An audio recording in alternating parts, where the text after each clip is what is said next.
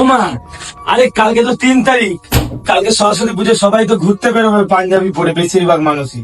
আমি তো বাজারে গেছিলাম, আমার একটা পাঞ্জাবি পছন্দ হয়েছে, পয়সা দাও না, কিনে আনি।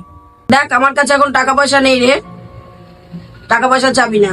আরে বেশি দামও তো না, দিতে পারতা। দাদাকে বল, দেখ দাদা দেবে। আরে এখন তো মাসের শুরু, এখন কি দাদার কাছে হবে বলো? আর আমিও কিছুদিন পরেই পয়সা পাবো, আমার কাছে এখন নেই, সেই জন্যই তো বললাম। তোমার কাছেও হবে না, দাদার কাছেও হবে না, কি বলবো, আমার পাঞ্জাবি পরা হবে না, তাহলে ছাড়ো, বাদ দাও, আসি। দেখ তাহলে কি করবি।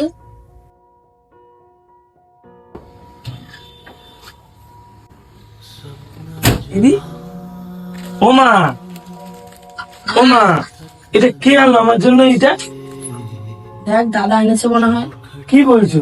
হ্যাঁ রে, দাদাই মনে হয় এনেছে। দাঁড়াও তো, ওর কাছে যাই তো একবার।